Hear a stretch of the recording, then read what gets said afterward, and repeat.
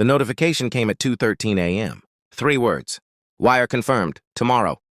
I was standing in the kitchen, barefoot on cold marble, staring at my wife's phone lighting up the dark like a flare over open water. 18 years, reduced to a silent vibration on the counter.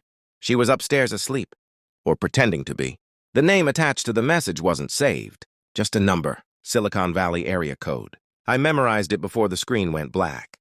My pulse didn't spike. It slowed. That's what people don't understand about betrayal. It doesn't explode. It crystallizes. The next morning, she kissed me on the cheek.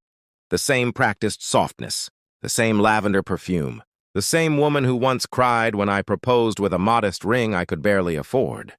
"Big meeting today," she said, avoiding my eyes. I nodded. I had already searched the number. Venture capital firm, federal contracts, pending investigation rumors. $3 million had been moved into a holding account the night before, not ours. The house felt smaller, or maybe I was finally seeing its walls. I poured my coffee, black, bitter. She thought she was leaving quietly. She forgot who she married. The first lie had been subtle. Late meetings. A sudden obsession with networking trips to California. New dresses, new passwords. I didn't accuse her, I observed. 18 years teaches you patterns. The way someone breathes when they're guilty, the way silence changes texture. One evening, she said it plainly. "I've been offered an opportunity," she began, staring at her wine glass instead of me. "It changes everything." "Us?" I asked. A pause. Yes, that was the moment. Not when I discovered the financial transfers. Not when I found the encrypted app hidden in a utilities folder. It was the pause. $3 million in exchange for proprietary data she'd accessed through a defense subcontract. I helped her secure years ago. My contacts, my reputation. She wasn't just leaving. She was selling. And not only the marriage. The firm she'd partnered with was under quiet federal scrutiny. Insider manipulation. Technology diversion. She had chosen greed over gravity. Over loyalty. Over me. I watched her rehearse indifference over the next weeks. Practicing detachment like an actress memorizing lines. "I need to think about my future," she told me. As if I hadn't built it. What she didn't know was that the moment I saw that message, I began recording. Every call. Every whispered conversation in the guest room. Every transfer confirmation. I didn't rage. I archived. You don't confront betrayal. You let it ripen. I mirrored her calm. Cooked dinner. Asked about her day. Kissed her forehead. At night, I transferred audio files to an encrypted drive. The number from Silicon Valley became a voice. Male. Confident. Impatient. "After the wire clears, you're clean," he told her. "Divorce him. Relocate. We'll handle the rest." Handle. An interesting word. I contacted an old colleague quietly. Not a friend. Not someone emotional. An attorney with federal experience. I didn't tell him everything. Just enough. Hypothetically, I said, if someone was moving restricted data for financial gain. He didn't smile. Hypothetically, the FBI would be very interested. Good. I requested phone records, legal access through joint account authorizations. I compared timestamps with her travel receipts. Everything aligned. The greed was methodical.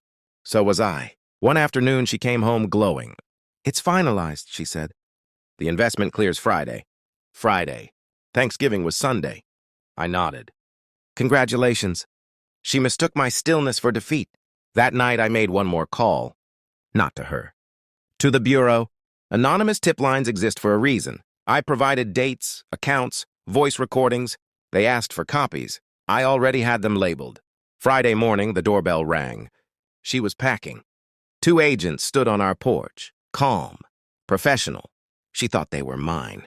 "Divorce papers." She even smirked. Until they said her name. Until they mentioned federal inquiry. Until they played 30 seconds of her own voice through a small recorder. "I'll transfer the prototype files once the $3 million clears." Silence. Her face drained slowly, like ink dissolving in water. She looked at me. Not accusing, pleading. She started. I handed her a folder.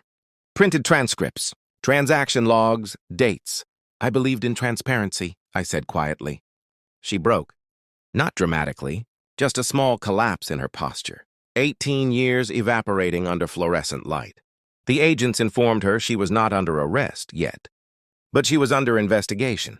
Assets frozen. Travel restricted. The $3 million would never clear. Neither would her name. As they escorted her to answer questions, she whispered, "How long did you know?" "Long enough?" Divorce was swift after that. Asset division favors the uninvolved. Her partners distanced themselves overnight. No investor wants proximity to federal attention.